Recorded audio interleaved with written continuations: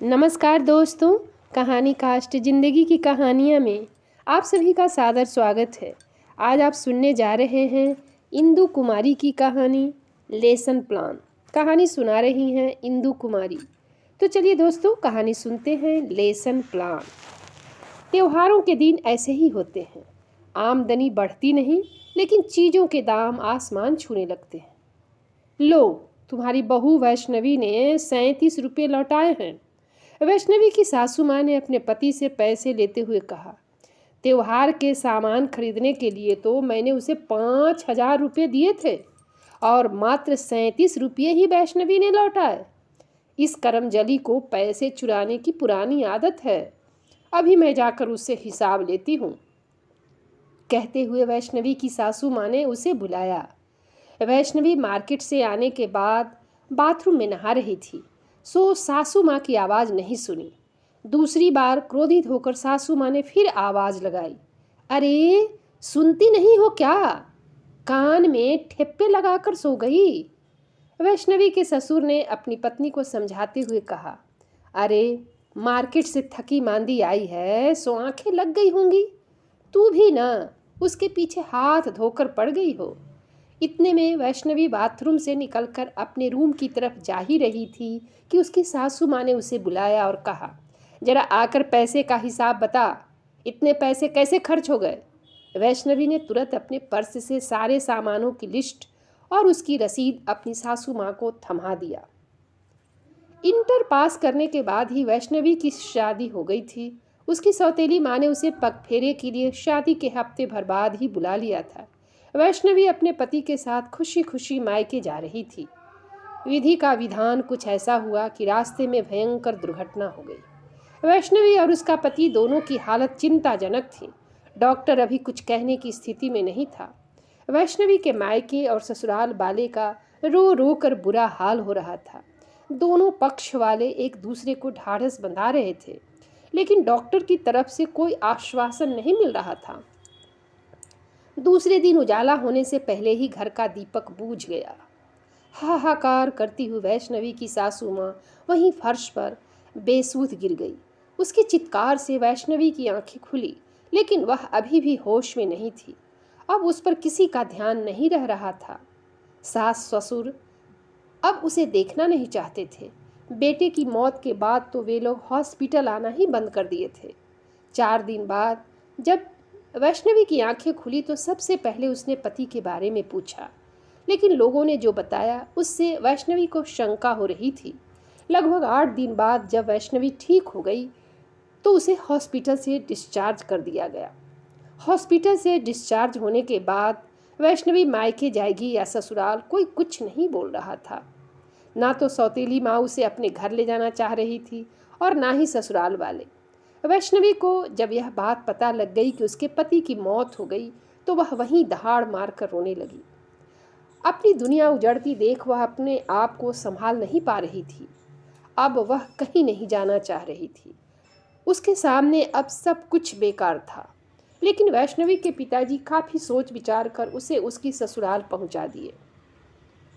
वैष्णवी जब बहुत छोटी थी उसी समय उसकी माँ की मौत कैंसर से हो गई थी। सौतेली माँ के आने के बाद से ही उस पर अत्याचार शुरू होने लगे थे। लेकिन उसका छोटा भाई आशु, जो उम्र में उससे मात्र 3 साल छोटा था, उससे बेहद प्यार करता था। अम्मा के मना करने के बावजूद भी आशु अपनी दीदी वैष्णवी के साथ ही रहता था।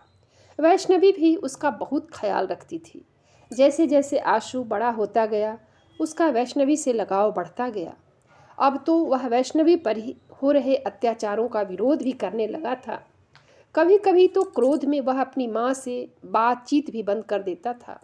उसका कहना था कि दीदी की अम्मा अब इस दुनिया में नहीं रही, इसलिए उसका ख्याल हम लोगों को ज़्यादा रखना चाहिए ताकि उसे अपनी अम्मा की याद कभी ना आए। वैष्णवी जब कभी अपनी सौतेली माँ से पीड़ित होकर रोती थी, उस दिन आशु न तो खाना खाता था और न ही अम्मा से बातें करता था। आशु अभी इंटर करके इंजीनियरिंग की पढ़ाई कर रहा था। गर्मी की छुट्टियों में वह घर आया हुआ था। घर में आने पर उसे वैष्णवी की बहुत याद आती थी। जिधर जाता उसे वैष्णवी की छाया दिख जाती। वैष्णवी और आशु की तस्वीर दीवार पर टंगी हुई थी। आशु उसे उतार कर गौर से देखा और अपनी दीदी की यादों में खो गया।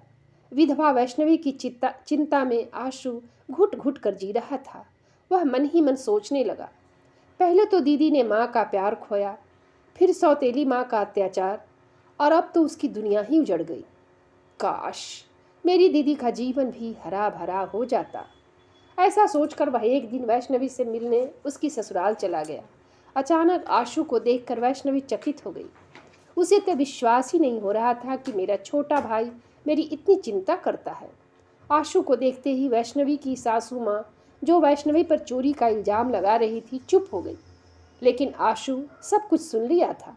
वह वैष्णवी से लिपट गया और फपक फपक कर रोने लगा। वैष्णवी की आंखें भी भर आईं। वह आशु को चुप कराते हुए कहने लगी, चुप रह मेरा भाई, तू क्यों रोए जा रहे हो? देख, मैं कहाँ रो रही हूँ, मैं तो बिल्कुल ठीक हूँ। बता, अम्मा कैसी हैं? पापा की तबीयत कैसी रहती है? हाल समाचार पूछने के बाद आशु और वैष्णवी के बीच पढ़ाई लिखाई की बातें होने लगी। आशु उसे आगे की पढ़ाई पूरी करके नौकरी करने के लिए कह रहा था, लेकिन वैष्णवी अपने घर की परिस्थितियां जानती थी, इसलिए वह इनकार करने लगी। मेरी सासू माँ मुझे करमजली, कलमुही और ना जाने कितने नामों से पुकारती हैं। वो मुझे कभी भी पढ़ने नहीं जाने देंगी। आशु ने कहा, दीदी तुझे कहीं नहीं जाना है। मैं तेरा सब काम ऑनलाइन कर दूंगा, बस तू सिर्फ घर में रहकर पढ़ाई मन से कर। यह सुनकर वैष्णवी को तो मानो पंख लग गए। फिर क्या था, उसे उत्तरोत्तर सफलता मिलती गई और अब तो वह एक सरकारी स्कूल में टीचर थी। सौतेली माँ और सासू माँ की बातों से आहत हो होकर वह एक सजग और कर्मठ इंसान बन गई थी। उसे जितनी डांट पड़ती थी उतने ही संभल कर काम करने की कोशिश करती थी। स्कूल ज्वाइन करने के बाद तो कुछ शिक्षक उसकी कर्मठता से ईर्ष्या भी करने लगे थे।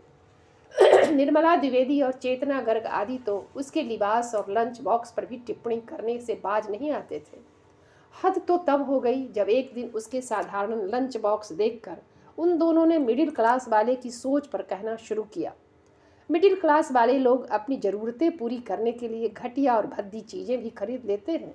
उनकी सुबह ही ज़रूरतें पूरी करने से होती हैं और शाम होते होते वे हिसाब करते हैं कि कितनी ज़रूरतें अभी बाकी हैं। वैष्णवी उन दोनों शिक्षिकाओं से जूनियर थी, इसलिए बिना कुछ बोले अपने क्लासरूम में चली गई। छात्राएं उसकी पढ़ाई से काफ़ी संतुष्ट रहती थीं। घर का सारा काम निपटाकर वह प्रतिदिन सही समय से स्कूल पहुंच जाया करती थी। स्कूल पहुंचते ही प्रार्थना में छात्राओं को कतारबद्ध करना, अपने क्लास में सही समय से जाना, लेसन प्लान लिखना आदि ये सब जैसे उसने आत्मसात कर रखा था। उसके कार्यकलापों से प्रिंसिपल काफ़ी खुश रहती थी। एक दिन वैष्णवी आदतन प्रार्थना में उपस्थित होकर पहली घंटी बजते ही क्लासरूम में चली गई। उसका क्लास पहली और दूसरी घंटी लगातार था। अचानक उस दिन डीओ साहब इंस्पेक्शन में सुबह 10 बजे ही स्कूल पहुंच गए थे। आते ही उन्होंने प्रिंसिपल से शिक्षकोपस्थिति पंजी मांगी। वहीं पर बगल में पंजी रखी हुई देखकर डीओ साहब पंजी पलटकर देखने लगे। कुछ शिक्षक बिना एप्लीकेशन स्वीकृत कराए ही अनुपस्थित थे, तो कुछ लेट से आने वाले थे। ऐसे लोगों के कॉलम में डीओ साहब ने लाल लगा दिया। वैष्णवी उस दिन अपनी उपस्थिति बनाना भूल गई थी। डीओ साहब उसके कॉलम में लाल लगा ही रहे थे कि प्रिंसिपल ने कहा, वैष्णवी तो क्लास में है। डीओ साहब ने उन्हें फटकार लगाते हुए कहा, आप शिक्षक की तरफदारी करती हैं, इसके बदले में कितना लेती हैं? यह सुनकर प्रिंसिपल की त्योरियां चढ़ गई, लेकिन अपने आप को संभालते हुए वैष्णवी को बुलाने के लिए आदेशपाल को कहा। वैष्णवी अपने बॉस को बुलाने पर तुरंत क्लास से निकलकर प्रिंसिपल चैम्बर में आ गई। वहां उसने डीओ साहब को देखकर प्रणाम किया। डीओ साहब ने वैष्णवी को बैठने की अनुमति दी। फिर वैष्णवी से पूछा, क्या स्कूल आने का यही टाइम है? वैष्णवी अब तक समझ नहीं पाई कि डीओ साहब उससे ऐसा क्यों पूछ रहे हैं। वह तो 9:15 बजे ही स्कूल आ गई थी। फिर उसकी नज़र उपस्थिति पंजी के अपने कॉलम पर गई। उसकी हाजिरी नहीं बनी थी।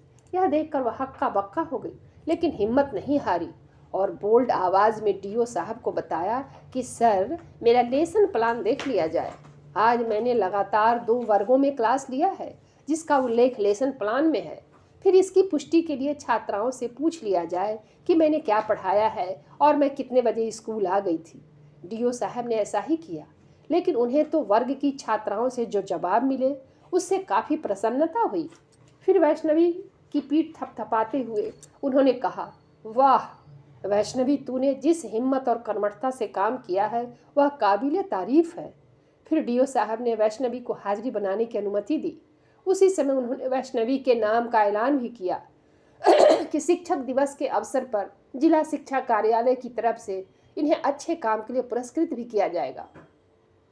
वैष्णवी अब तक अपनी जिंदगी में तिरस्कार, अपमान और अत्याचार ही देखा था।